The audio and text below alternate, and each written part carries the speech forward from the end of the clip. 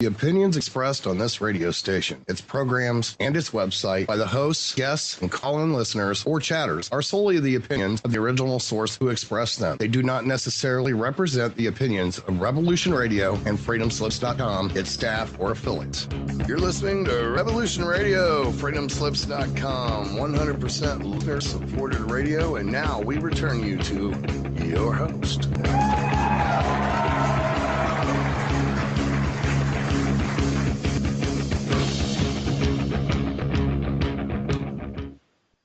Hello, and welcome to Esoteric Truth here on Revolution Radio at freedomslips.com. Of course, this is a listener-supported radio station, so we have some awesome offers for you. One of my favorites just happens to be the banners. So we are currently updating the website, which is fantastic. All new things. Everybody's seriously working behind the scenes more than ever.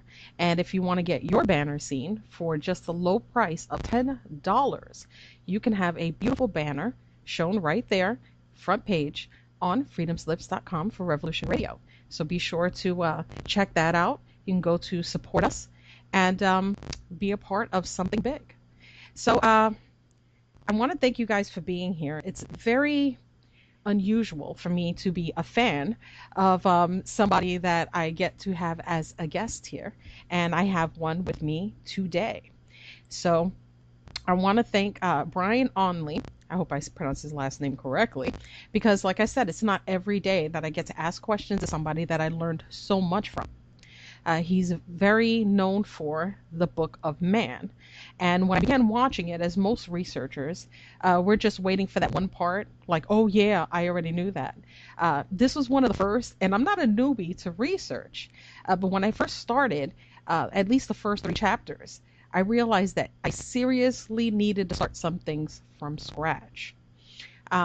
Brian, I hope you can unmute and say hello to everybody. And before you say anything, and I apologize, I forgot to mention this, our wonderful other host, Tony Why Not, is in the chat room to take any questions for Brian this evening. So just leave it right there in the chat room for him. And I'll be sure to convey those messages or questions to him.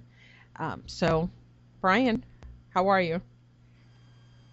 Well, hey, Trinity. Thank you very much for being able to afford me some time to come on and speak with you this evening, and the crew, and of course all the listeners out there, and thanks, Tony, for doing the field work for us. Yeah, that was really great. Now I want to begin with something, because this is to me something that really needs to get out there. There was so much stuff that, I mean, just watching at least the first installment, I was completely clueless. And I said, how do you get this information? If you learned anything in the past, or you learn anything, there's like an ending point. You only get but so much information. So tell me a little bit about you and how you got started in this. Well, of course it goes way, way back, because I am not a spring chicken. As I was growing up as a youth, I spent a great deal of time in libraries. My father was ex-military, and, well, at the time he was military, so we traveled a lot. And in that travel, when you move around a lot like that in the military, it's sometimes a little bit socially uncomfortable. And so it was easier to hide away in a library for me. And so I just spent all of my youth reading, and over the course of, my entire youth growing up, several decades, I found little bits of information here and there.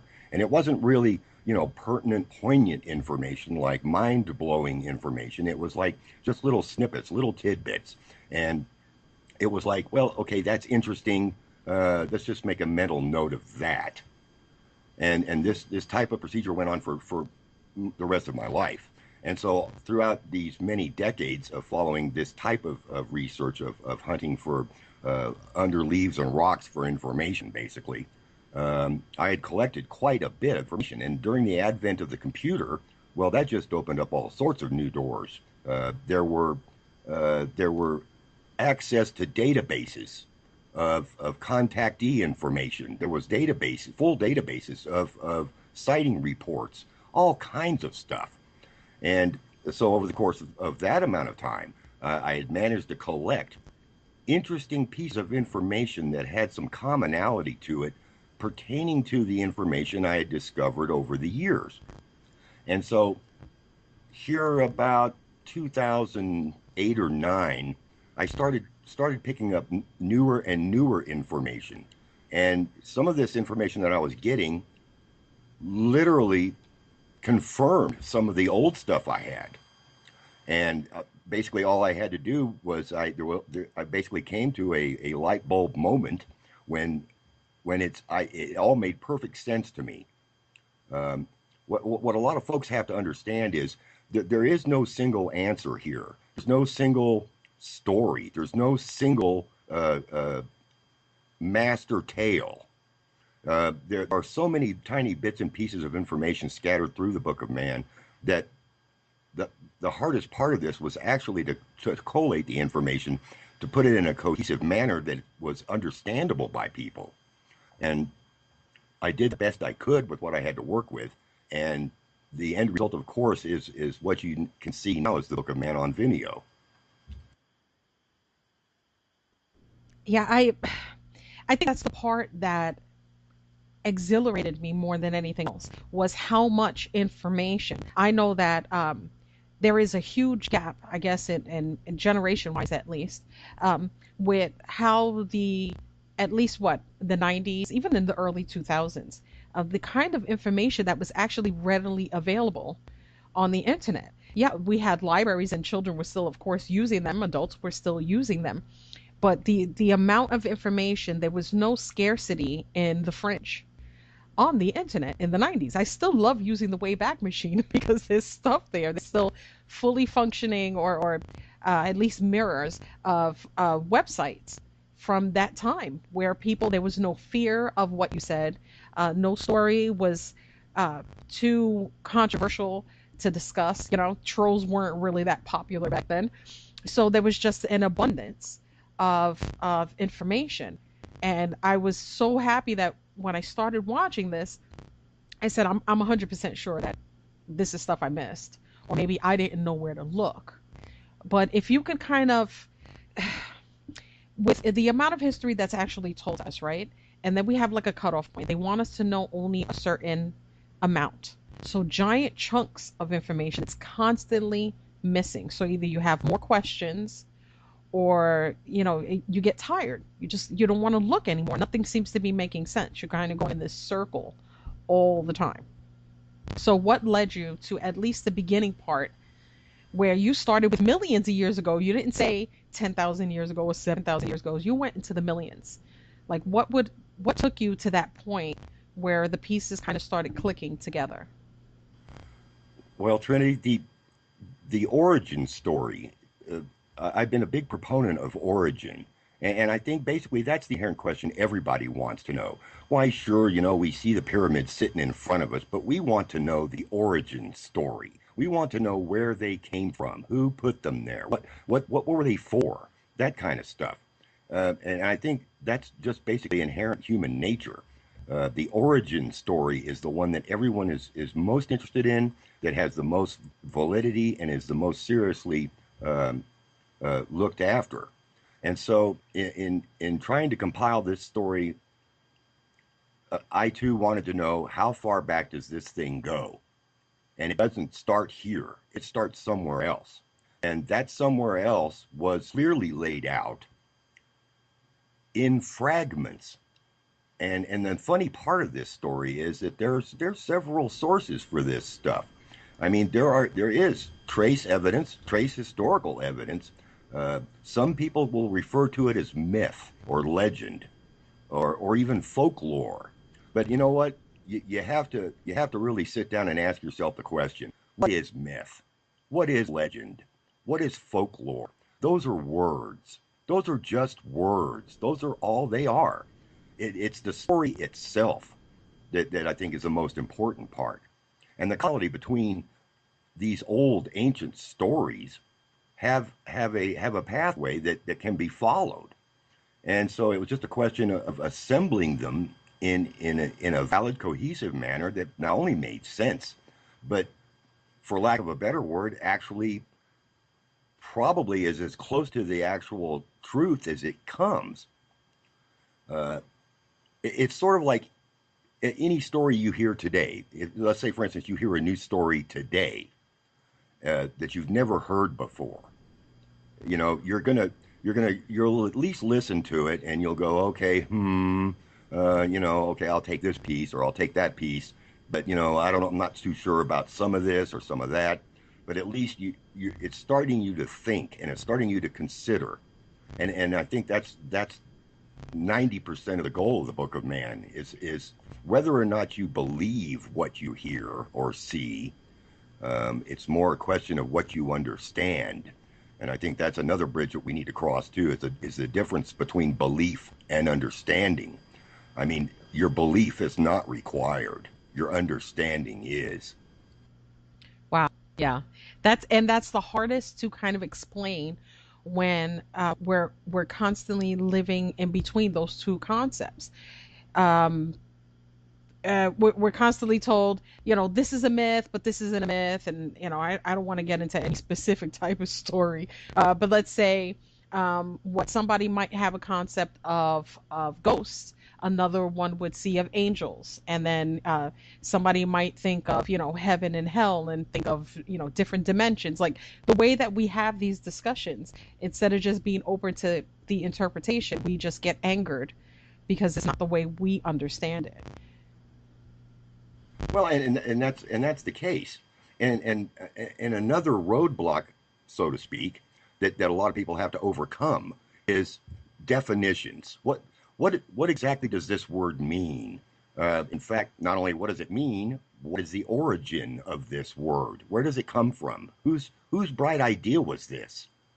Um, the differences between myth, legend, and folklore are so minuscule and gray that there is no clear definition. Well, some might say a legend is a more valid myth, and that a myth is a less valid legend. I mean, you start talking about finite details now. Um, Basically, maybe there's some uh, historical fabrication going on in there somewhere, but the kernel of truth that's in there is the important part. I could quote, for instance, from a very famous book, uh, trying to determine whether it's myth, legend, or folklore is a nitpicky point now. So I started to approach it from that point of view, that maybe there was something more in there than we were, instead of being second-handedly brushed aside because of its connotation or the deliberate obfuscation of it. Because you have to understand too that we have been lied to over the entirety of our history. And it doesn't take a rocket scientist to see this over time. There's too many discrepancies in historical records and archives and artifacts and archaeology and anthropology and in all of the sciences that the they beg more questions than they provide answers. And so now when you start digging, you have to literally put aside any prejudices or misbelief or disbelief. You have to suspend all of that, and that is where you start finding things. Um, a lot of people, I think, enjoy at least a decent story. And in order to present this information in a viable manner that would not be brushed aside as merely science fiction, because it is not science fiction. But in order to do that, the story had to be solid enough to generate a timeline, a character set, an entire, what we refer to as the current normalcy of storytelling. And hopefully I did my job with that. Oh, I know you did. And I definitely want to throw it out there while I'm here, and I'm going to make sure that I give it to Tony so he can put it in the chat room. It's brianonley.wordpress.com, and you can see all of his work, um, all of the information that he's going to be stating. at this point, because I do want to kind of cover when you had your initial aha moment, because we all kind of get that, no matter what it is that we research, or something that we really hold to heart. If you talk to most researchers, there's something in particular that we thoroughly enjoy, more than other type of topics.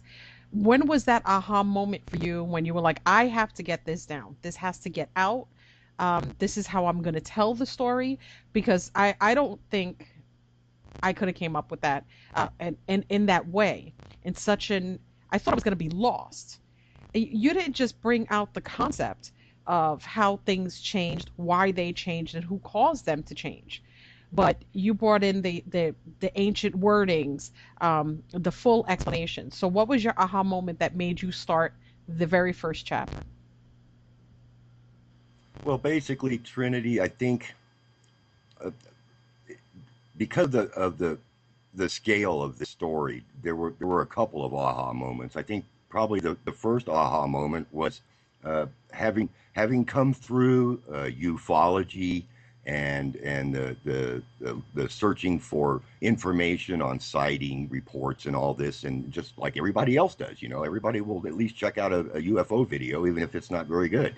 Um, Back then, though, at the time right before the inception of the internet, there was a lot of database information available, and it was just statistical data.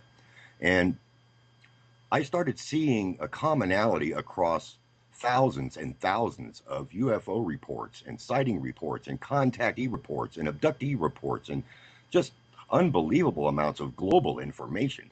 And I started seeing this commonality across them. Not just the description of the craft, but the circumstances behind what occurred during these events.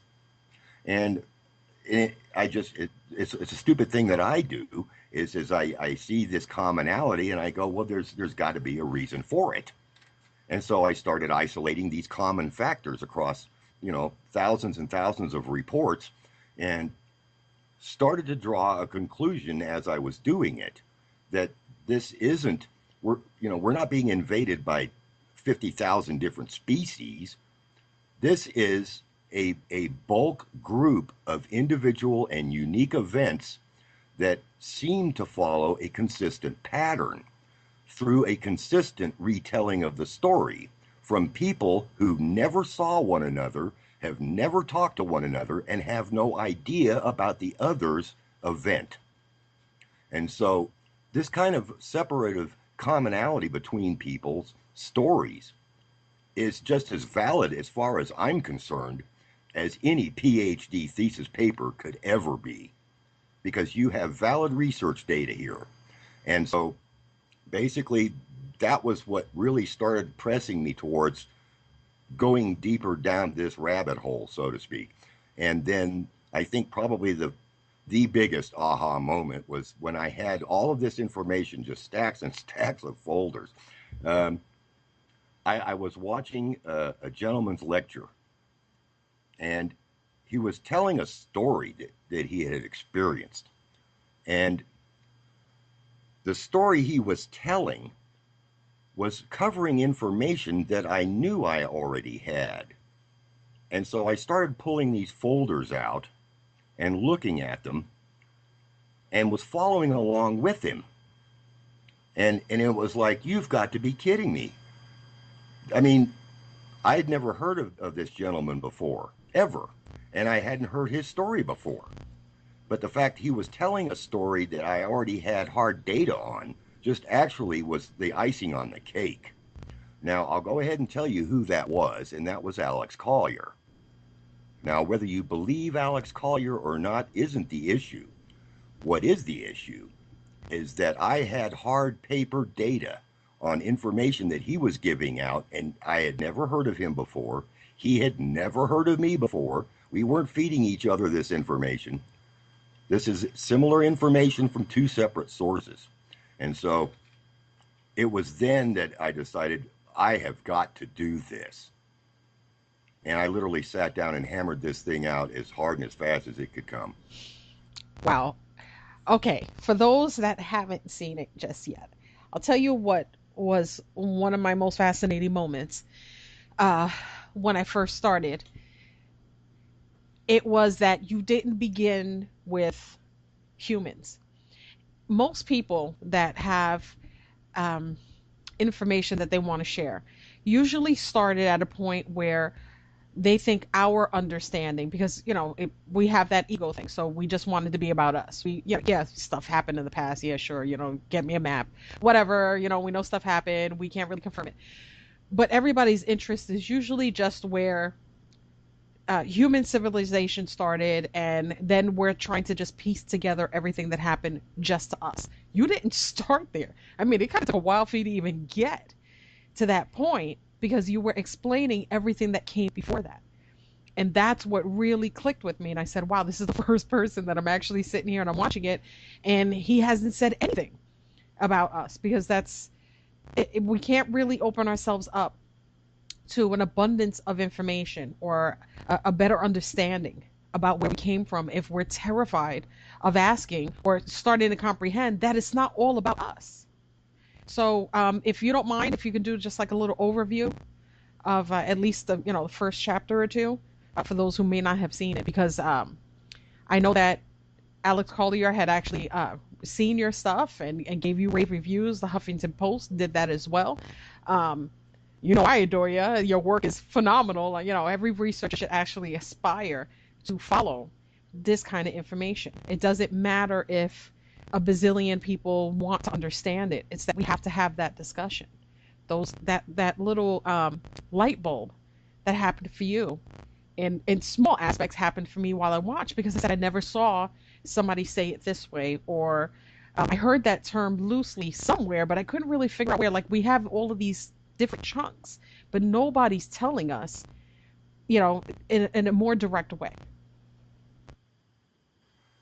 Well, in all honesty, Tree, this is not the end all of the story. I mean, not even the first one, the first book, because there are so many other stories that I could have covered within the first book, except they would have been deviations from the storyline that I felt needed to be presented, and that was the progression of the history of the race of man from where they came from. And I do mean they, for the listeners. We are not the first. And hopefully, if we don't get too stupid, we won't be the last. But no, the history of this race that we are a part of, these stories go way, way back. In fact, they disappear basically within the Sirius systems. There are no older records. We don't know where they came from. We don't know why they came here. We just don't know. There are no records. There's no information. There's nobody channeling this stuff, even though they'd like to think they are. I mean, there's basically no information. Everything stops dead in Sirius. And so that just seemed to me to be the logical point to start. What happened, and there's more than one storyline too that happened at their arrival here in millions of years ago, by the way. The race which are our progenitors, by the way, they are millions of years older than we are. So I think they're just a little bit smarter than we are. I think they know just a little bit more. And they have ways of doing things that we don't, that maybe we should, but that's a whole nother book. But yeah, it is millions of years old. In fact, once again, there have been multiple source confirmations of generalized time frames. Now, these aren't specific time frames. When you start going back hundreds of thousands and millions of years, you start getting a little wobbly in nailing down, like, January 14th, 10 million BC. You're not going to get that close. Right. But so you've got to narrow it down to at least, a variable time frame to get a general idea of what time frame either this event happened in, or that this occurrence happened. And I did have a couple of different numbers from a couple of different places. And so I settled on a sort of an average mean number, so as not to offend anyone. But yeah, basically the first book covers the arrival of the races of man in this galaxy, what happened to them, where they went, what they did, what kind of trouble they got into, and they got into some, where they went, how they migrated, the colonialization of the galaxy, and these are hard target locations, by the way. These aren't made up names or just some form of whimsy. The names of all the systems and star systems and even some planet names are actually within a record of some form of information that we can get our hands on. And this came through up until the point that a generalized tale that was told about the story of the discovery of Earth and how this came about and how it became effective to what happened in this galaxy long before we ever appeared. And there are very many similarities in this story individually, but to date, no one has pieced together the origin story and as it flowed through time to now. And so I knew immediately that this is what needed to be done, because no one's going to tell you this story, not this way, and no one's going to give you a specific piece of this information. Again, this did not come from one source. It did not come from one book. It did not come from one video. It didn't come from one research paper. This came from across thousands and thousands of documented databases, multidisciplined research papers, military records. This came from religious texts, many of them, by the way. This came from, it came from actually a whole host of scientific disciplines: anthropology, archaeology, astronomy, astronomical physics. I mean, you would be amazed at archaeological papers, and here's a perfect example. I'll just give you one. You would be amazed at how many archaeological research papers grant funded by international universities are on the internet right now that tell you of a discovery that they have made and their findings. Now, you read through that, and just by accident, you're over at another website reading a geological paper discussing some new strata discoveries and maybe some other random dissertation on geological functions. And they just happen to drop a hint or a clue that relates directly back to the archaeological paper. Do you think for a second that these people talk to one another? Not a chance. So it's up to us to have to pull this information out like hen's teeth, because there is no single source for this stuff. It has to be collated. And, well, it was a dirty job. Somebody had to do it. And do that you can. A lot of teasers over here. I heard a lot of teasing, but you're going to have to give us something, because at this point, having the understanding that, the number one understanding that I think, and I would hope that a lot of people do know, is that the science that we have now and the places that are getting the most funding today are funded and being given the opportunity to hide even more information. The same way that you discuss it in your videos, that every time there's a giant event, a lot of the information has to be hidden. This isn't something we're not constantly supposed to, I don't want to say not share it, but there is this thing where, the victors are always the ones that are telling us of the history. Do you believe that now that this stuff is coming out? And I want to say that because I saw a video not too long ago, and sometimes I'll just randomly find myself in the weirdest places. And somebody had posted this video, and it looked really grainy. And like you said, sometimes we'll just watch stuff to watch it. It doesn't have to be perfect. But somebody had claimed to have a secret video under under some Egyptian tomb somewhere, right? So they're showing it, and they're showing all this gold and all this stuff. I can't even remember where I found it. It was weeks ago, and they're showing all of this stuff. And somebody actually put more links, and I was like, okay, where are these links gonna go?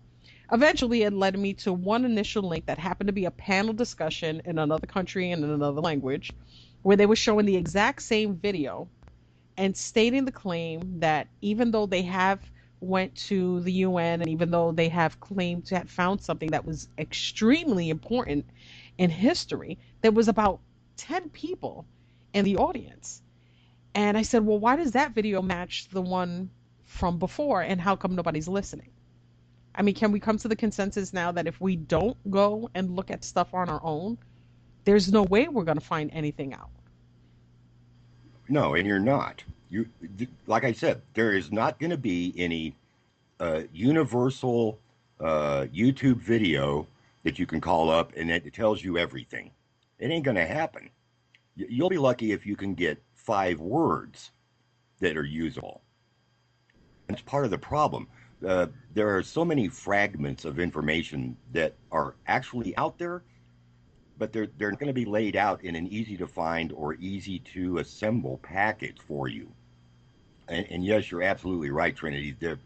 There has been a concerted, long-term historical effort to suppress and remove historical evidence from our scrutiny. It's been ongoing for thousands and thousands of years. And you don't have to just pick on the mainstream media. They're just latecomers. The people that are managing this effort, they've had a lot of practice at it. So they can manipulate the media very easily to do so as well. I'm sorry to say this, but it's the truth, that some of our finest researchers and scientists who are doing the hard work out there, who are actually looking into stuff, are trying to make the discoveries, trying to make the finds. When they come up with this stuff, hey, if it fits the paradigm, it's a go. If it don't, it don't. I mean, everything is halted at grant funding level. And that basically is right now, that's my criteria, myself anyway. That's my criteria for deniability. You know, if so-and-so drops a paper bomb on Earth that stipulates a discovery in scientific record, the first thing I was, who's funding this guy? Right. And once you determine, well, he's probably funded by somebody. You're not going to see a PhD thesis hit the front page and him not be funded by somebody. And that's not a statement against those people for their work. That's what you got to do. That's the planet we live on. That's the system. And it's unfortunate, but it's the truth. And so you cannot necessarily wave the PhD flag in my face anymore, because I'll it's almost idiotic that I would listen to a conspiracy theorist before I'd listen to a PhD for that very reason. Right. We have this even within our own fields, right? And I'm talking about just research in general. It doesn't have to be in a specific topic, but we've even adopted some of the most devastating kinds of things that we don't even notice were used in the past and are being used now to discredit even our own work. Like, I love this. This is a classic. I know we've all seen it. Pixar, it didn't happen, right? Or there's regular people all around the world that have cameras and telescopes and, and all of this other stuff. Well, how come they're not coming forward? And I'm like, why are we having these discussions? Like, you could just walk up to anybody, say, I saw something really, really crazy from my house, and you expect that to be front page. It doesn't happen that way. It's never going to happen that way, because then it makes it easier for everyone else. So they discredit the very few. They get us to fight amongst each other over the little scraps of information that we're even really looking into, and then nothing gets out. So they keep on winning. Well, and that's basically the MO. I mean, it's a very simple example, and we all know for a fact that there are very talented and very astute archaeologists out in the field right this minute doing digs at sites that have never been seen before. Brand new sites, unknown, undocumented, unrecorded, unphotographed. And yet, let's say, for instance, and here's a perfect example I can give you. The University of Oklahoma had an archaeological dig at an old Native American site in an isolated region in the territory of Oklahoma. And they accidentally, and this story actually broke mainstream, they accidentally discovered stone carvings with Norse writing on them. And so, of course, the professor of the class immediately contacted the Smithsonian. Immediately. And what exactly happened? No one knows. But what we do know is that the Smithsonian swooped in there and bulldozed the site over. And that story disappeared. End of story.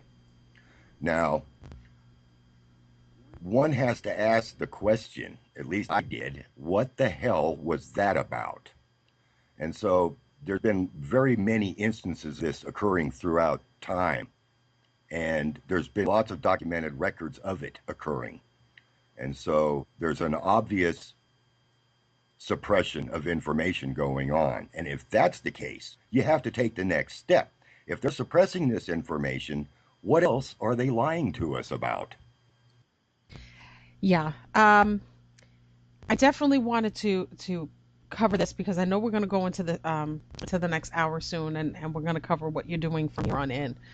But I'm 100% sure that there are listeners out there who are just like, okay, if besides the aha moments, besides the clear-cut understanding that science is not really on our side at this moment, there is a huge divide within the research community on where, now, even though we know they don't destroy everything.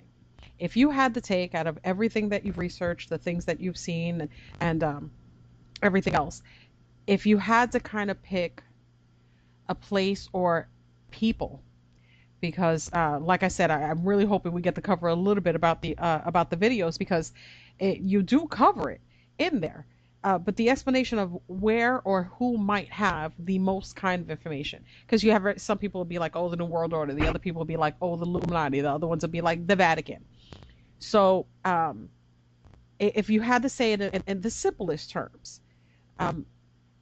do you think it's a clear consensus amongst a much larger group?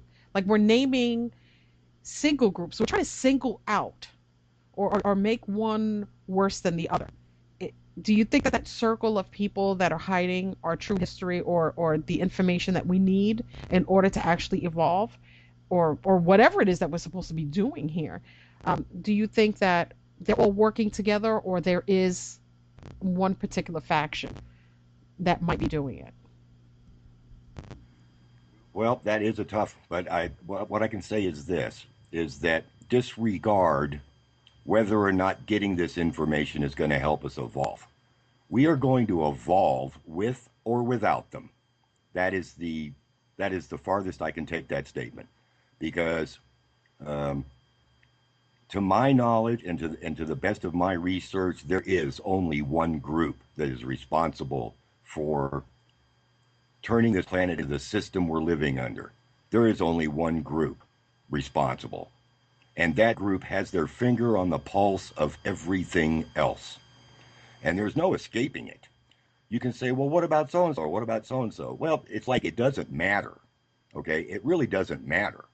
What does matter, you take the information and just either understand that there is in fact an element on this planet whose sole job it is to make sure we stay stupid, slow, and the slaves we are. That's all they want. And it's so old school. I'm talking old school, tens of thousands of years old. That's how old this organization is. And they have not evolved. They cannot evolve. They are running the same shell game on us that they did with us in the very beginning. And it hasn't changed. All you need to do is learn what the shell game looks like. And then you can discern for yourself who's running it on you. That's about the best way I can put it without going any further. Okay, well, I'm gonna have to ask you to go a little bit further on that one because I'm curious about the shell game. Like, if there's little bits and pieces and a clear cut understanding, I think the true divide, and I always on my shows, I push this whole thing about the separation on those of us who research and those of us who do not. We have to have a clear cut understanding. We're constantly divided, even amongst ourselves, with the most basic. Um, I could have a discussion about politics not being real, and then I could have a whole conversation, 8 hours of conversation with the people that I look at as peers, and they go right into the politics game. And I'm like, I don't understand how you don't see that. Where do we go from here? What could possibly be the kind of game that we can't see for thousands of years? I mean, seriously, how could we be, I don't want to say so dense. Um, I think we have a lot more to offer if we had a better understanding about the game. It's the game we don't get. Well, the game is meant to keep us where we are, and that's its sole purpose, and that's it. They have no end game except to defeat the advancement of not only our species but the rest of the species who are on the path for advancement. That's all they care about. And so, what shell game? Well, that's basically it. That's it. You can call it anything you can refer to as good versus evil, light versus dark. I mean, you can just pick any direction you want to go with that. But that's the raw base foundation of it right there. Now, moving forward, what do you do about it? Well, you understand it. You understand it for what it is. It's not going to make you any smarter, and it's not going to make your eyes open up any wider, and it's not going to make your brain function any faster. But believe me, just by comprehending and understanding the differences about what's going on, what it actually means, believe me, that starts clicking off a few pathways for you. And basically, that's all the Book of Man is about. It's about trying to tell this story to people who have had no idea or never heard anything about any of this stuff. Ever. Ever. And trust me, there are tens of millions of people that have never heard a single piece of this stuff. And so, on the one hand, it's not meant to condescend to those of us who have awakened some time ago to this.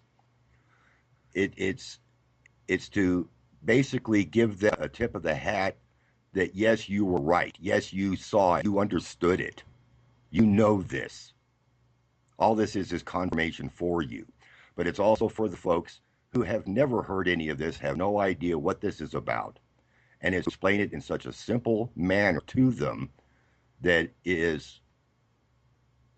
can maybe throw one little switch somewhere. And, you know, if 10 million people see this and only 1% gets it, I've done my job.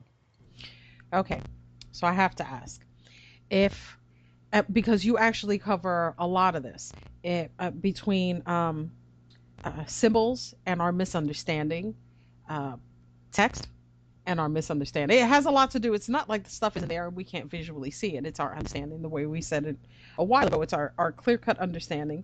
And then by understanding that, if we get to that part and we say, okay, I get it. Yeah, it's stuff that happened thousands of years ago. I don't get it. Then we have the divide between those who claim they can interpret the things that that all of us as a collective can't actually understand. So we give it to a very few, and then they debate on that. So now we have to argue on who's working for those that want us to stay dumbed down and those that are actually trying to tell us the truth. So if you had to pick between the biggest divide being, or our better understanding would be text or symbol, which one do you think would be one that we would be able to have a better understanding for? Well, you may not like the answer, but it's both. Because you have to understand what symbols are. All symbols are are basically words. All words are basically symbols. I mean, if you look at the English alphabet right now, those are actually a combination of Latin and Greek symbols. And most languages on the surface of the earth at the moment are combinations of predecessor symbols. So all these symbols have been drawn upon to create the languages, at least the written form of them. So there is actually no difference between the ancient texts and the current languages, except that one's understanding of them. Now, we do not necessarily need a 40-year veteran translator to pull something out their butt and just give it to us and say, this is what this means, and then take it on a fact that it is, because we can't be 100% sure. I mean, there's been a lot of argument lately, and I've seen this, by the way, about Sitchin, about he knew nothing about Sumerian text. How therefore could he translate these texts? His translations are meaningless. Theoretically, that's entirely possible. I can attest the fact at the moment that I didn't draw any of this work from Sitchin at all. The book came from other sources. It just happens to maybe generally coincide with some of Sitchin's work, but language is very important. There's a lot of power in language, just like there's a lot of power in symbols and symbology. Just so that you know, in the latest episode of Exhibit 1 of the Book of Man, the symbols that I showed up front happen to be the foundation of every language on this earth, in one way, shape, or another. And it doesn't take a lifelong university education to figure that one out. And so it's not that complicated. It really isn't. You just have to open your mind to it. Don't rely on what you think you've heard, Don't rely on everything that you understand, because sometimes if you let that predetermined bias make the decision for you, then you're going to miss something. You have to let go of everything that you understand and comprehend. And I'm not saying open yourself up to lies and half-truths and fiction. In fact, I think if you start down that path, you have a better capability of not allowing that stuff to get in your way. It would be the same thing as knowing the difference between someone who's telling you the truth and someone who's just outright lying to you. You know when someone's lying to you. I mean, you just know. It's the same thing with language and symbols. It's just a question of how you prepare your understanding for it. Did that answer the question?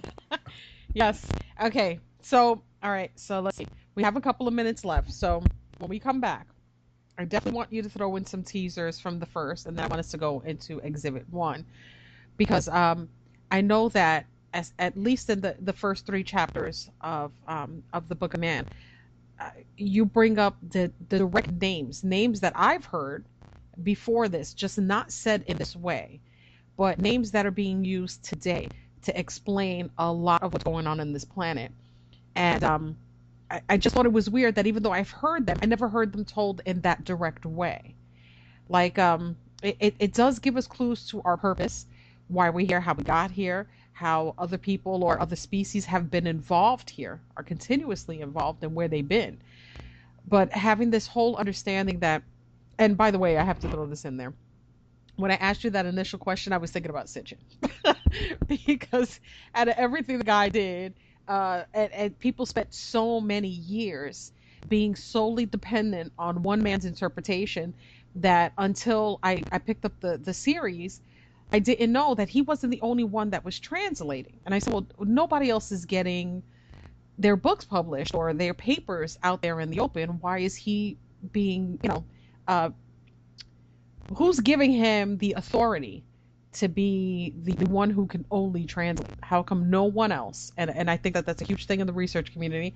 We say if you have the biggest telescope, then you're the one that sees everything. If you have a telescope at home, then no, you didn't see a craft, or you didn't see an apparition, or you didn't see this. We really got to get out of that. But yes, I was absolutely thinking about Sitchin, because it was so much divide. Oh, All right, I need you to mute up, and we're going to take a quick break, and I'll see you in a couple of minutes.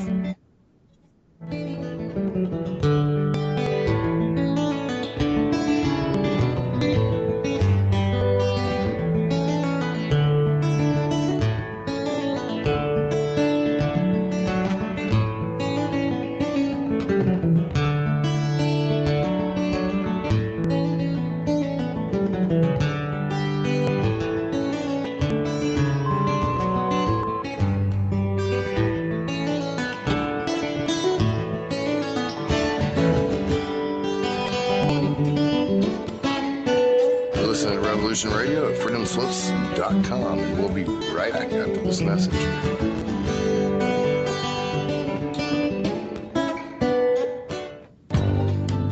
Who owns you? If you're not in control, then someone else is. Join me, Ivy West, for Voices on Wind, Saturday from 4 to 6 p.m. Eastern in Studio A. I discuss government, health, metaphysics, science, universal mysteries, little-known incredible facts, alternative energies, and even more than you can imagine. Won't you join us on Revolution Radio Saturdays from 4 to 6 p.m. Eastern for Voices on the Wind with me, Ivy West. There are lives in the balance, people under fire, children at the cannons. Because if your head's in the sand, your tail is a target. Some more speed records in this day and age. You need coverage. Coverage? Oh, you mean them little weevils that crawl around popping off cameras in your face? Those root weevils write history. Many of you know that quote by Jack Nicholson in A Few Good Men. You can't handle the truth. Well, you can, and Event Horizons will give you those truths. So when you're mad as hell and not going to take it anymore from that memorable senior network, you'll know just what to do. We will draw you in and become your news addiction at Event Horizons. Join us Monday to Friday from 10 a.m. to noon Eastern Time at freeslips.com at Revolution Radio. Our world team members are Dennis Fetcho, John Ilias, Bill Dunger, Halikas MD, Melanie Vrichta, Jim Mars, Paula Harris, John Trallo, Maria Payan, Chris Rasa, DODDS, Jonathan Orchard, and me, your anchor, Dr. Robin Falco. If you decide not to volunteer, it will not be held against you in any way. Sounds dangerous. It is. Very dangerous. Count me in. And that's right here, Revolution Radio, freedomslips.com, where information never sleeps.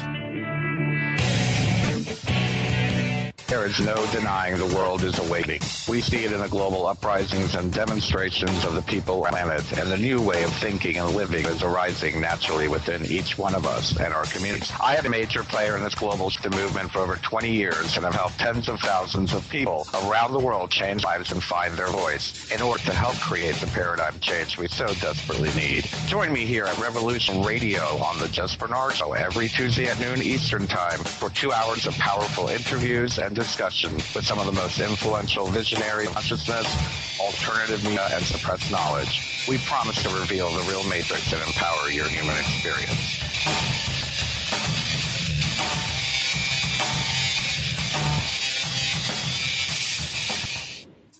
Listen in on this 8 Eastern Time on Revolution Radio for Journeys with JP.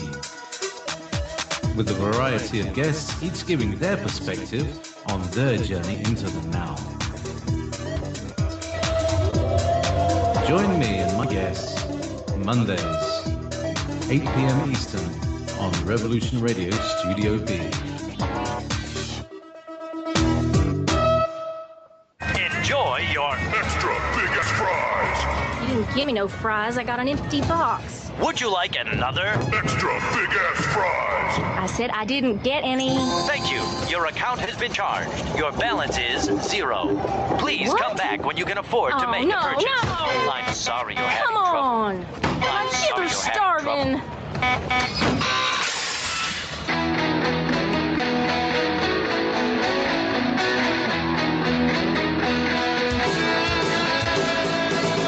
tuning in to Revolution Radio. Here at Revolution Radio, we believe in freedom of ideas, freedom of speech. Above all, we believe in freedom of existence through self-reliance. This station is 100% listener-supported, and as a fundraising promotion, I have a kick-ass free gift for a $100 donation. 35,000 seeds. 25 years in the freezer. Long-term storable, 54 different varieties.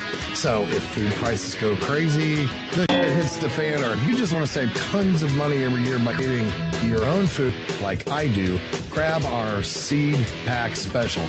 Just look for the banner on the homepage at freedomslips.com. Don't be a statistic. Don't be part of the problem. Be part of the solution. We need as humans to start taking care of ourselves, not depend on the mega to provide unhealthy, nasty food. Included in this package is also a DVD with 900 survival and off-grid living documents and the offline home canning how to do everything website all on the DVD.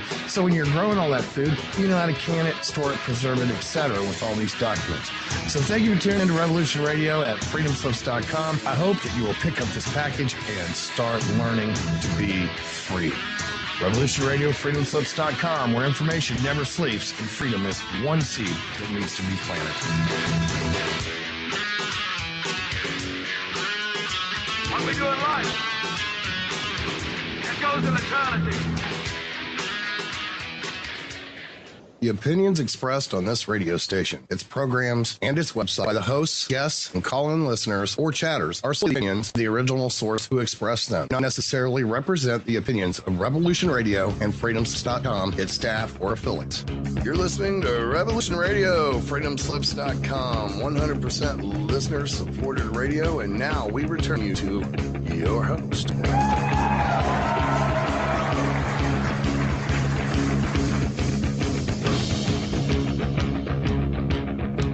Again for joining me on this second hour of Esoteric Truth here on Revolution Radio at freedomslips.com. And I'm here. Before I mention this, I have to give a shout out, of course, to Tony Why Not. And he's in the chat room right now taking questions and being as awesome as he can be. He's also going to be moving next Sunday at the time slot opposite of mine, Studio A, 10 p.m. Eastern till 12, starting next Sunday. And he'll also be doing Roundtable starting at 12 a.m. on Wednesdays. So don't miss that. I'll definitely be in there starting some trouble. And thank you, Tony, for everything you do. I really do appreciate it. Now, I have a wonderful guest. His name is Brian Onley, and he is the documentary filmmaker of The Book of Man. Now, we covered a lot of information in the beginning hour. And right now, the one thing we kind of didn't cover, and I'm really hoping that we can now, is some of the actual names that I kind of pointed to that are very familiar to a lot of us researchers, considering we have a very, very large UFO community, constellations, different species that we assume are on the planet, may be on the planet, may not, we don't know. But I wanted to cover some of what the Book of Man actually covers as far as the kind of the beginning. So Brian, if you want to take us into that. Sure, Trinity. Basically, as I said earlier, the origin of the book starts with the arrival of the race of man in this galaxy. The name that I gave them, and I gave that to them, I took that name from a couple of different sources. And because there were so many variable names of the races of man evident, that in order to identify them as a common denominator, I simply placed the word man at the end of an identifier to basically identify them as from the race of man. And so the original race was called the Talman, or Talman. Very simple. That was the name of the original race that came here. And from there, over the course of millions of years, through migration and colonization, they expanded out. And there are many of them. Because there are so many of them, by the way, there are actually not that very many documented names for them. There are things that we call them, which I believe is inaccurate. But the ones that I could identify specifically, and specifically pertaining to this story, The next immediate descendant of the Tallman came out of Lyra and were called the Norman, or just actually they would have been called the Nor, the N-O-R, and I obviously tagged them with man so that you would at least keep that cohesiveness about the race of man they belong to. But the Norman went off and started their own colony, and then their descendants later on left Centaurus and went to Virgo. And we have many stories about these guys. They're referred to as the Uman. There's a couple of different names for them, but I think generally most people will have recognized that specific name. There are other tribal names, and yet we don't have any specific record for them. And so rather than just proceeding with making up a bunch of names, I decided to opt out of that and stick to just the simplicity of this one story, and follow the course of these three particular tribes of man to here and what happened throughout that time, and some of the characters they ran into, unfortunately. There is a specific race that is in fact probably the biggest nemesis that are actually here. They're here now. They've been here for a very long time. They precede us. They originate from what has been referred to as the Draconian Empire. Now, before all the eyes start rolling in their heads, this name is much older than you would think. This particular, what I refer to as the Empire, the Draconian Empire, is a conglomerate of many different species. And there are records, believe it or not, that identify who the primary species is that we're having the trouble with at present. And not only that, but there's a specific group of races out of Orion that through one reason or another ran into the Draconian Empire, and they have unfortunately become part of that. And we have one name for them, which I disagree with wholeheartedly, by the way, because it's been thrown around so much that it's almost lost its usefulness, and that's we call them the Greys. But people have to understand that there are literally hundreds, if not thousands, of species that we throw into that category, and that, to me, that's racial profiling. So rather than doing that, I specifically identified two that have a consistent track record here, and these two races fall under that same category. But they do have names, by the way, just so that you know. The oldest of them are referred to as the Tao, and this is one of several of what people are referring to as the founder races. They are not on our side, they are not our friends, and they are not here to help us whatsoever. They are part and parcel of the problem we are having here. And in fact, they, according to a lot of stories, and in fact some of the stories about these guys have actually turned up in science fiction films and books, which I find absolutely stunning, to be honest with you, that no one's really touched upon this yet.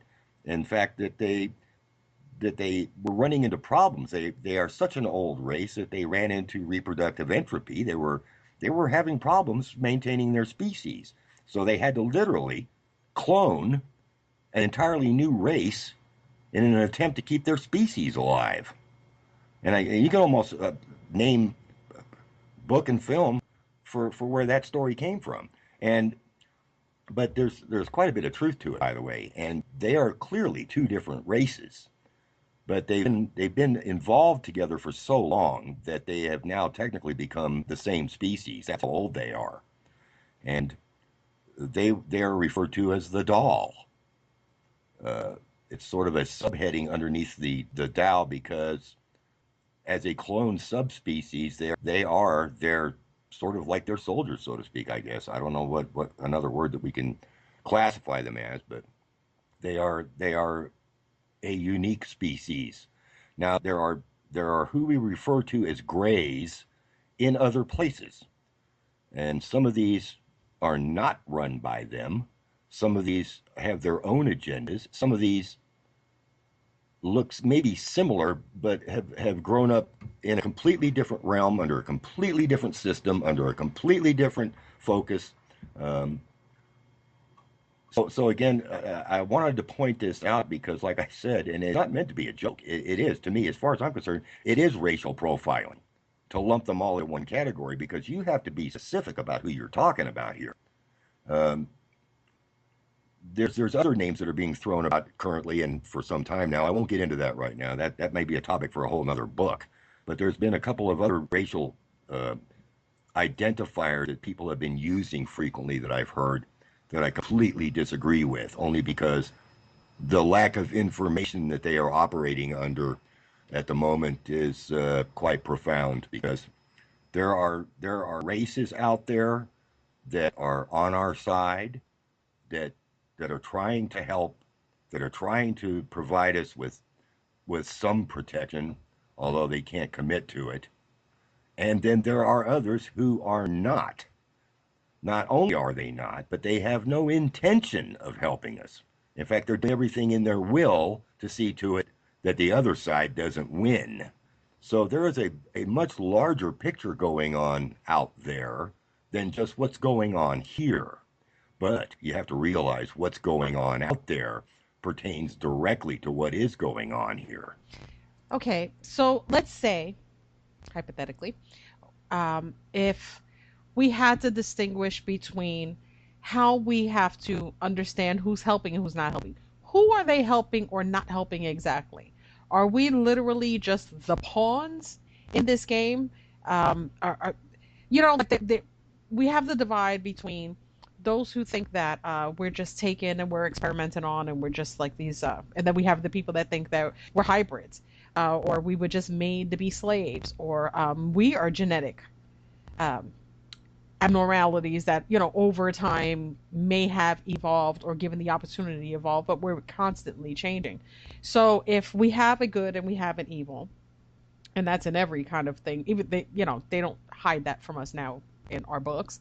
We have above and below, we have, the good and the evil. So if there is some type of interaction, well, I'm asking actually, is there an interaction between those that are trying to help and not trying to help? Are they doing that behind the scenes?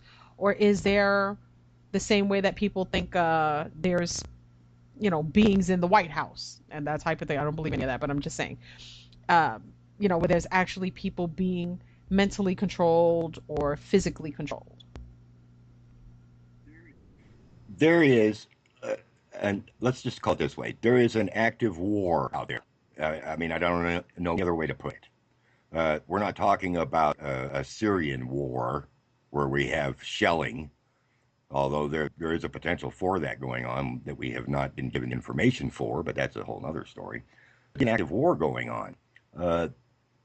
It is my feeling at this point, because I too am still looking. I'm still searching for newer information to clarify some of these finer political points, because it's a political battle, as much as I hate to say it.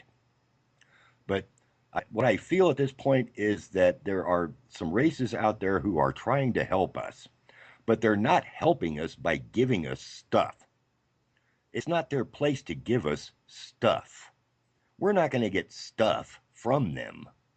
You're not going to see an armada land here and then say, okay, get out, it's over. That ain't going to happen. But the difference between good and evil. And of course, evil isn't playing by the rules. And from what I understand, from what I've heard, and what I've seen and what I've learned, there are rules. There's supposed to be rules. But again, there is an element out there and here who are not playing by the rules. Now, there has been a couple of confirmations in the last year or two that there has been a couple of events have happened where someone or something has stepped in. Now, that is a direct intervention, and it was only performed because someone on the other side was trying to get away with something according to the rules. That's my understanding of it. I can give you a couple of instances, but the primary focus of trying to delineate between what's good and what's bad, for people, it should be quite obvious. I mean, really, you know the difference between when something really, really bad happens. I mean, you're not going to see, for instance, shelling and bombing of civilians in the Middle East as a good thing, unless you're on their side. Right. Let's put it that way. Okay, so there are events that occur or have occurred, and some fairly recently, that just point me to the fact that there is an element that has stepped in on occasion simply because the rules have been broken. And we are the focus right now, from what I understand anyway, for the entire galaxy, because there are races out there that have high hope for us. They're looking to us to get the hell out of this mess on our own, because the mess came here. We didn't ask for this. The entire function of this battle that's been going on for millions of years wound up here, of all places. And so you just have to understand that there isn't going to be a point where, you know, the forces of evil are going to rise, and then the off-world forces of good are going to step in and take care of it. That ain't happening. At least I don't think it is. I haven't gotten confirmation of it yet, and I don't know anybody that has. I mean, there's a lot of hopeful wishing going on out there, but unfortunately that's not going to take care of the problem either. But I'm not entirely sure if I answered your question. Okay, so we have, and you have to understand this. Everything that I'm saying and that I'm asking is literally because I saw everything, and I'm coming to you as a fan of your work. And these are all the things that if I was watching it and you would sit next to me, I would have to pause calmly, you know, and just be like, what does that mean? What does this mean? So I know that you can't give me the you know, the ultimate absolutely, I know this absolutely. But the way that you brought about it would open up many more opportunities to look into other things. So we have, hypothetically, we have things like Majestic 12, right? And where we're told that there was some kind of a deal made, and that rule was broken. Now, even though I'm bringing up Majestic 12 and the so-called rules that were supposed to happen, or the ones that were supposed to be followed, we have to then accept that that the humans here have accepted some kind of a deal and spoke on our own behalf. So we have many people that are divided on those kind of things. Then you have the giant bones, you know, that we have to believe that these giants that were living here, there's so much. And when you don't really know where to go with it, my basic question would have to be, were we already here? Is this everything that's happening now, and whether we're the complete focus or a semi-focus, or maybe they just want us all gone, were we here and then issues or problems, or this just seemed like a convenient, you know, RV park to, you know, put your camper? Was this that kind of a situation, or us, or you know, our ancient ancestors, were they part of something else and then came here? Well, I think the question you're asking is basically that, and as I mentioned about this war going on for a very long time, it's my opinion, and it's only my opinion, they had one huge confrontation a very long time ago, and not only did it nearly wipe out the races of man, but it did considerable damage to their enemies. That's how bad it was. And since then, I don't believe I have heard or come across any information to point to the fact that it has ever occurred since. The fact, though, that both sides wound up here, of all places, it's almost like, well, let's go to a neutral corner and hash this out. That's basically what's going on here. And we're stuck in the middle. for one reason or another, I'm sure there's probably earlier stories that I could have gone back to place us back into a further time frame than what I did in the book. But because of the nature of the story and how it wound up here, of all places, is that one side did, in fact, create, were to as the early humans for a specific reason. And the other side, the good sides of races of man, said, oh, hang on a moment. And they said, if you want, and I said this in the book too, if they want a race of man on Terra, they're going to get one. So they came here too, and they did the very same thing. How you interpret how that was accomplished, that's your own opinion. The story that I'm telling is to the best of my ability and the logic of how historical evidence is directed towards. That is what I tried to express in this story. Where that brings us today, that's where we're going with this. Now, as far as was a deal made? Well, hell yes, a deal was made. It wasn't made by some all-seeing, all-knowing, all-wonderful human being. It was made by a complete asshole. So when you get a complete asshole who makes the deal, guess what? So basically that's what's happened. The wrong representative of the human race cut the deal, and he made a bad deal on it. They made a very bad deal. And now we're paying for it. And they're not going to change. And there's nothing they can do about it. You know, a deal's a deal. You know, they're Republicans. So basically, now we're having to face the outcome of this deal. And don't stop for a minute to think that you know, someone's going to come forward, some knight in shining armor, and walk into the White House and blow the lid off the top of it, and not without something untoward happening. Because believe me, the power that these people wield is nothing compared to what you see or what you know, what you've heard about. And I cover that considerably in this latest. I know. We're gonna have to talk about that now because I wanted to wait, and I said and I got so pumped up. I was like, oh my god, I gotta get up on Skype really quick. This was something that there were certain parts of it that completely blew me away because you did cover some of it before. But now everything is like a puzzle piece, and everything just started clicking. So my advice to the listeners, please go see the entire thing. Start from the beginning.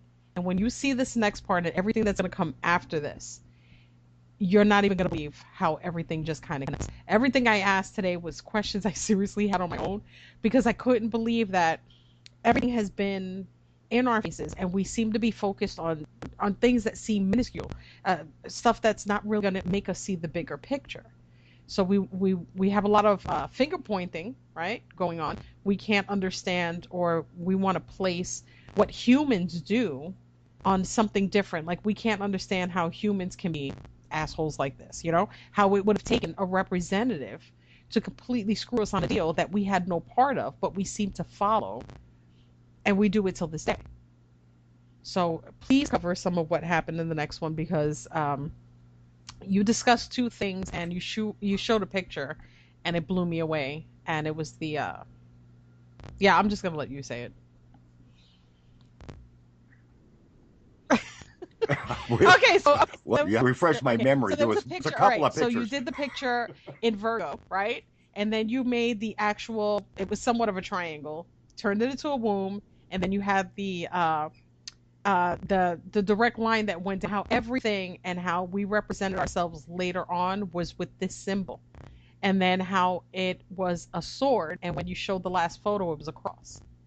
And I was like, you never think about it. The old swords were literally just a cross, sword side down. That'd be the exact same symbol. In all honesty, Trinity, I spent a great deal of time trying to fill in the dark gaps. Anyone who studied just plain old generic world history knows for a fact that sometime between the era of the early 600 ADs to about 1400 AD is gone. I mean, it's gone. There is nothing. They didn't call it the Dark Ages on a whim.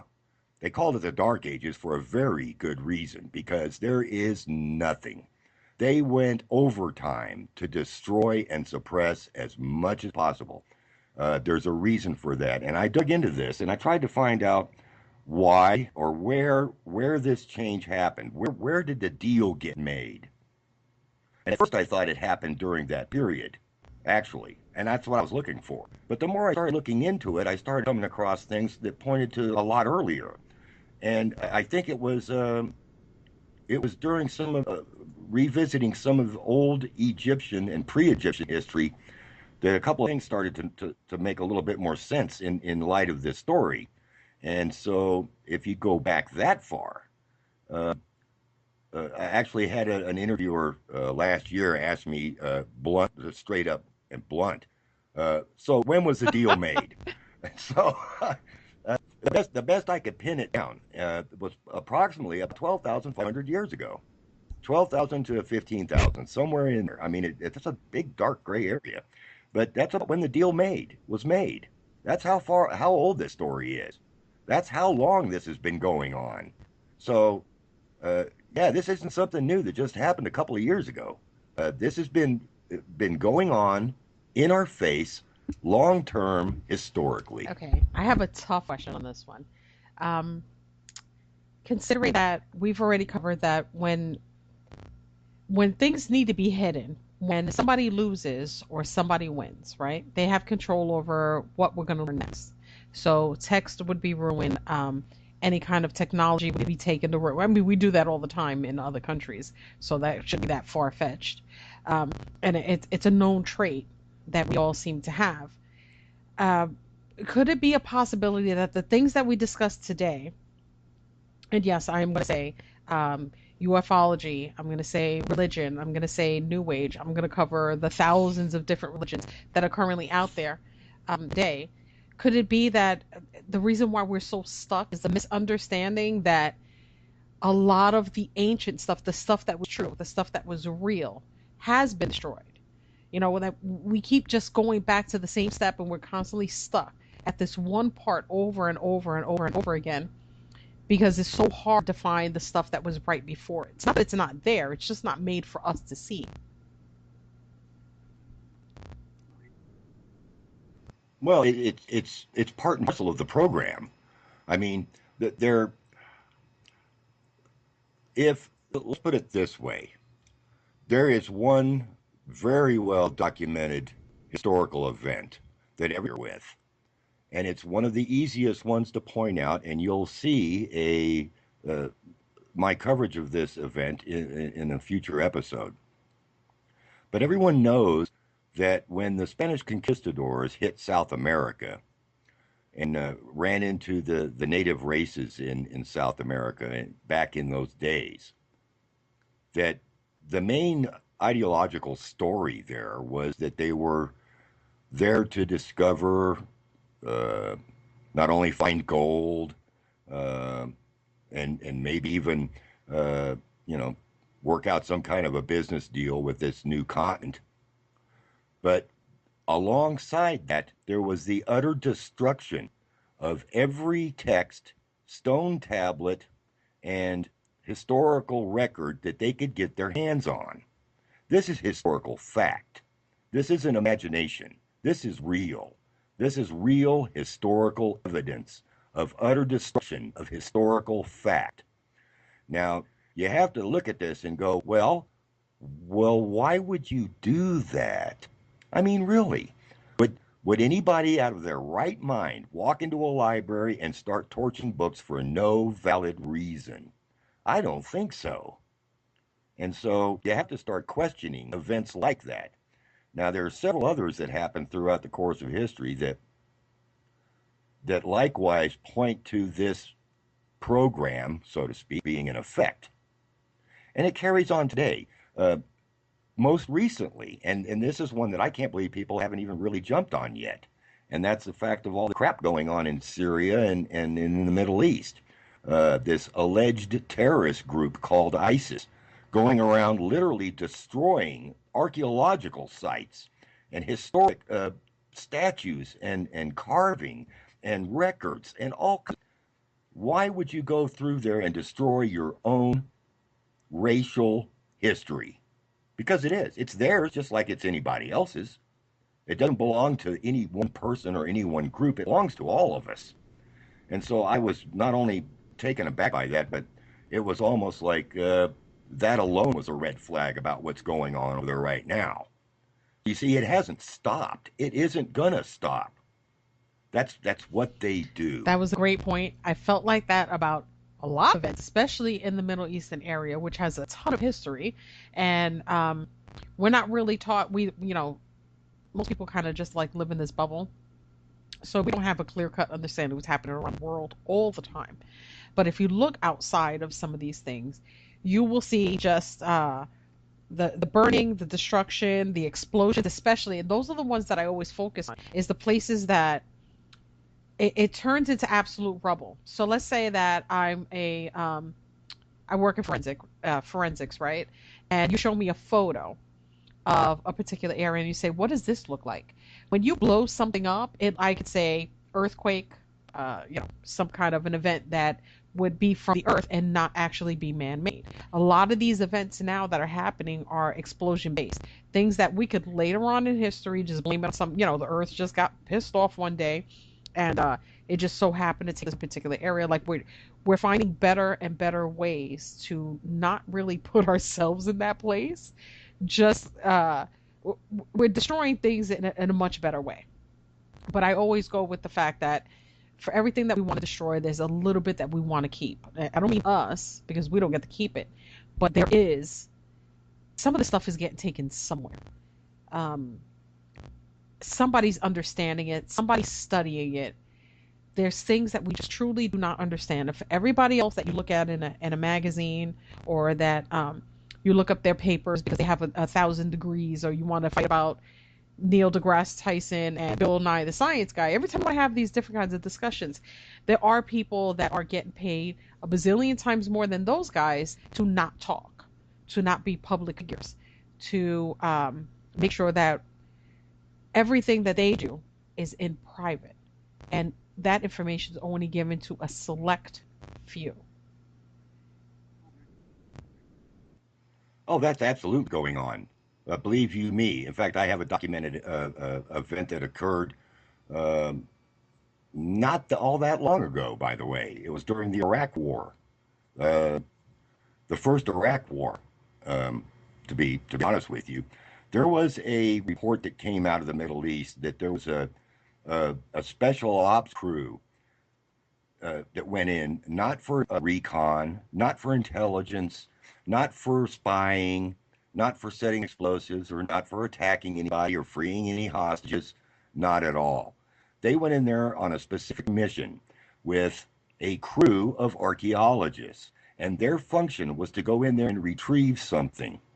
And that something, when they recovered it, the report that came back was, the last report actually, that came back was that they had discovered a copper box that contained a stone Sumerian object. Now, no one had the opportunity or the chance to research it, study it, try to translate it, but they figured that it predated Sumeria. Now, they could have just as easily said, screw it, let's destroy it. But they didn't. They took it somewhere. It's disappeared. No one knows where it is. No one knows what happened to it. And the last communication from one of the archaeologists, basically he was ducking out because he was scared to death. It's the fact he saw it. He was afraid they were going to kill him. So, yeah, this stuff goes on. And it goes on all the time. And it's really hard to have these kinds of... and the fact that we think that we have technology now, and then that means that we have all of the hidden information. It's never supposed to be like that. It's not supposed to be like that. everything that we're getting now and the bits and pieces of information that we're getting now, of course, most of it is propaganda. But then you have this whole other outside hidden source, and these people are getting knocked off, disappearing all of a sudden, or afraid to talk, period. And when you live in a society where you're terrified to talk about what you feel everybody should know, then you know that there's a huge problem. Huge problem. And we're doing that with people in all of these different places. I mean, and constantly. And we're just told, we need to be scared. These people after us, there's something behind it, but we never really look. So we don't find out until later that we go into these places, we take everything, we just take it or we destroy it. And I happen to think that even if we blow a place up, we went into the middle of Iraq and we blew up a ton of stuff, and apparently there was like some kind of underground place where they had artifacts. We took most of that stuff out and then just demolished everything else. So all we see is rubble, and we just assume that nobody took anything. But we're constantly taking pieces of information. So I wanted to ask, do you think that whoever is backing this kind of stuff is, I don't want to say the people on our side because that's a stupid question, but part of the divide, part of the good and evil aspect of what's happening, that this is the part that we're playing?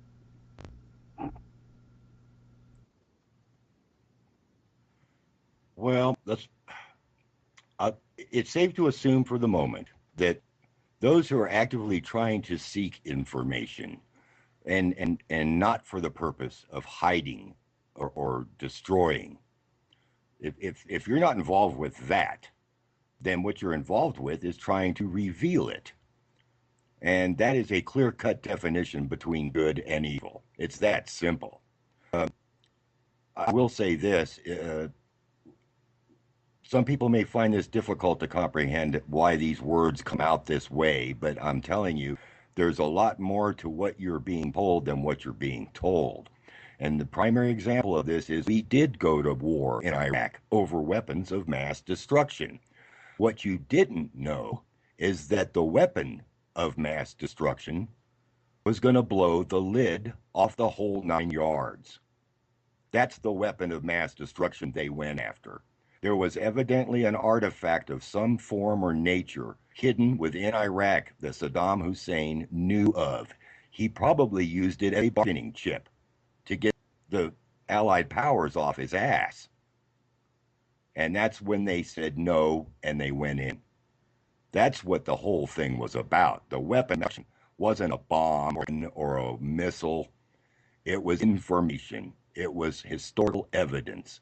That's what it was. That's what it's always been about. And so, is that for our benefit? No, it is not. It never has been, and it never will be.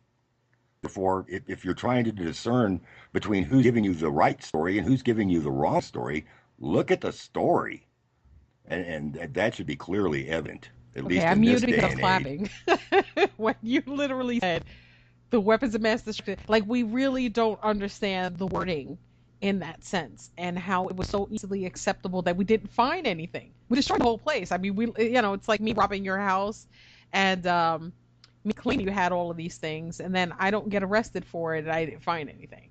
So we're constantly living in that kind of thing, but people understanding that my theory and the research that I've been doing over the years, and I really don't do a lot of shows like this, and I will here on in because I thoroughly enjoy this, is I don't think that's always been about artifacts or weaponry and things like that, but also been about a particular type of people that also carry certain types of information. What I'm doing is we have about 15 minutes. So there was a question on Disclosed TV, and I know I definitely wanted to be sure as this, and it comes from Disclosed TV and the member named Mad Scientist. And this is about your work. And he said, would you agree Sasquatch in some cases, maybe all, are the good old cannibalistic giants talked about by our native brothers?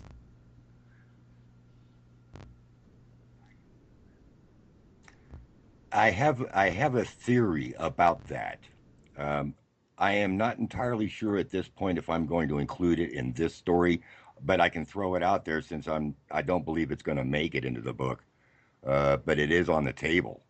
Um, and a lot of this, to be sure, uh, Lloyd Pye perked me up to this information a long time ago. Um, some of the things that he covered in his lectures and topics were spot on the money.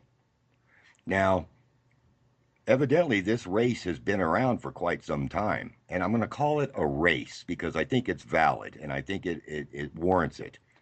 Um, yes, they've been here for a while.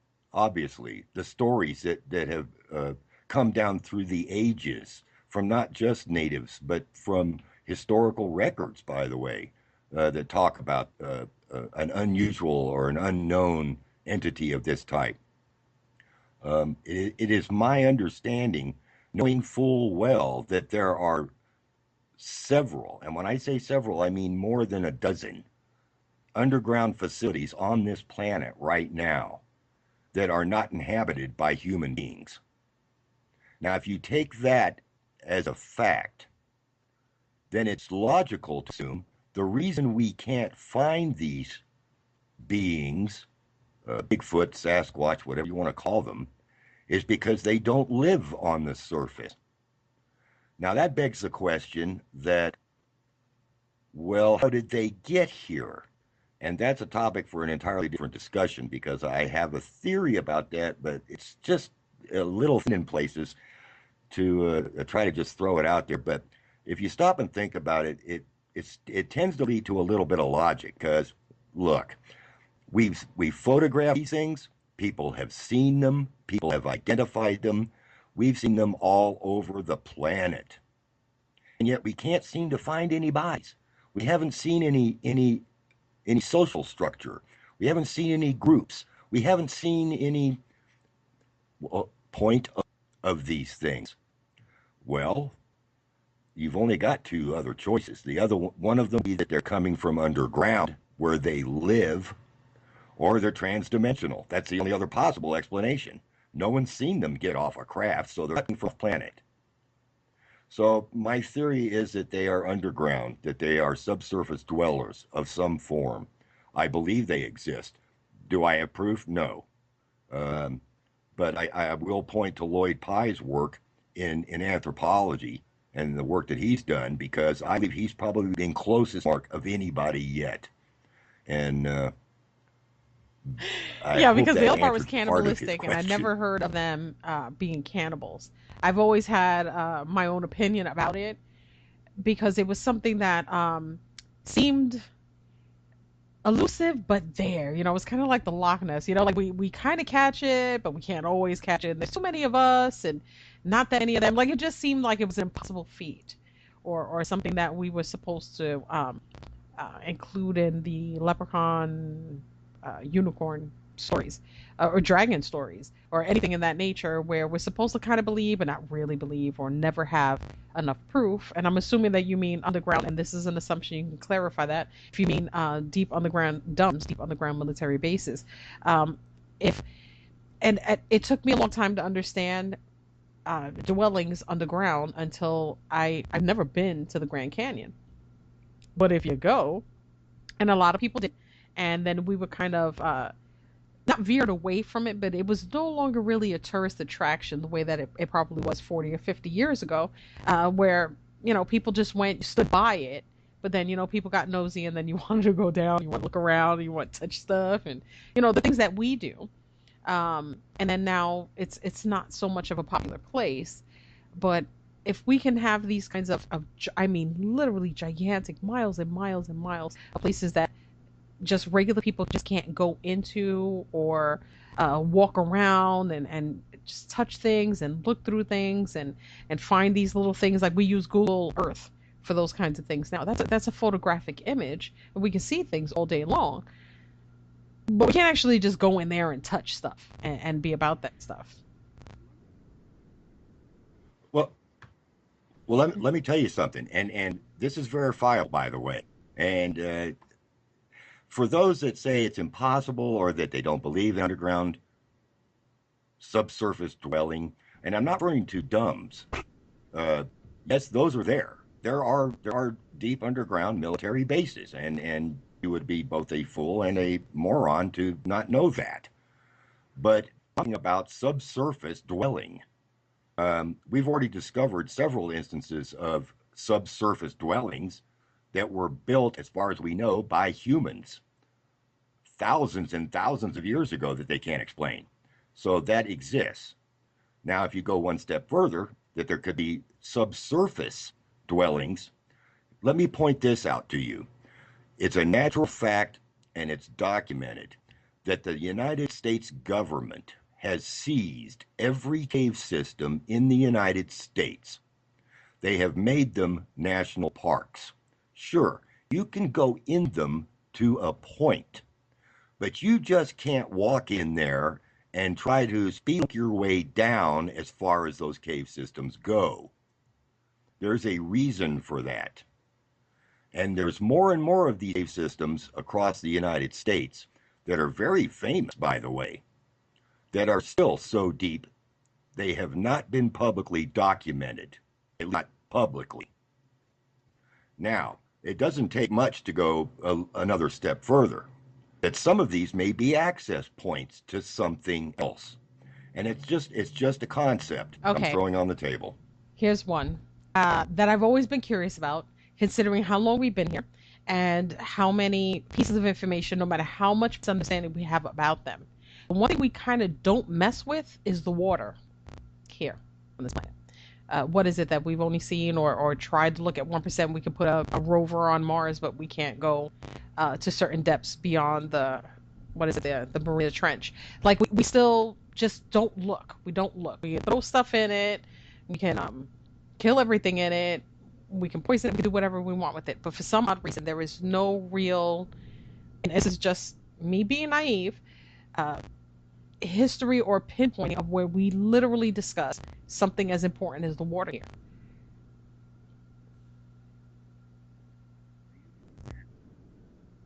To its importance. Do you mean? Well, I'm talking about like we do go under to a certain extent, and then we see cities that are under there, and we say, well, this might have been Atlantis, and then we go to certain depths and we see certain things, and we don't really have any kind of a discussion concerning anything ancient and something as important as water that's here.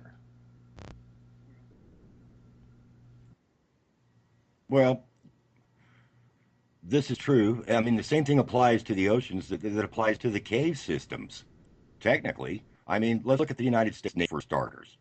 They have the capability to literally go straight to the bottom of the ocean. They have the equipment. They have the technology. Did you or I pick that up at our local submarine dealership? I don't think so.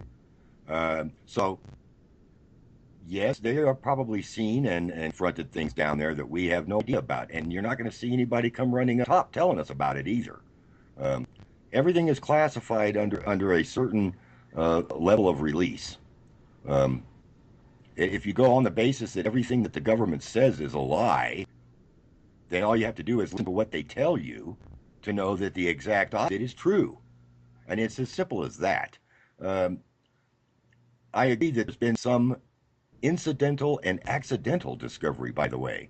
If you'll notice, any of the stories that you've seen over the last several years about an artifact or the possibility of a sunken city or sunken shipwreck or a combination of sunken relics, those stories you've gotten from independent dive teams or independent researchers or independent civilian efforts.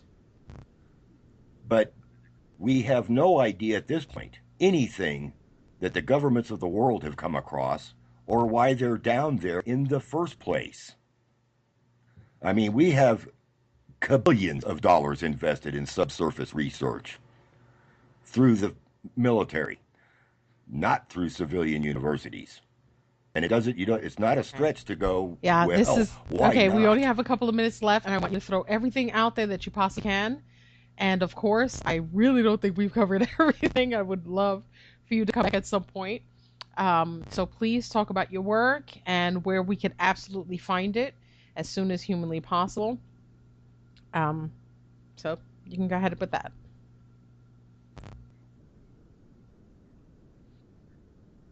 Well, the Book of Man in its entirety is located on Vimeo, vimeo.com. You can either go to vimeo.com and then just do a Vimeo search for it. It'll come up. You can Google it. It's been up for 2 years now, and it's been viewed across the entire planet. Even to this date, I'm still getting emails from all parts of the world. I'm getting requests to have it translated. I'm getting requests to have it put in subtitles in foreign languages. Of course, that's an outlay of funding that I don't have at the moment, but the entire book in one album. And I do suggest that the viewers and listeners try to view the whole thing. Got a couple seconds. Because you can cherry pick individual chapters. Thank you so much, Brian, for being here, and I hope that you get a chance to come back very, very soon.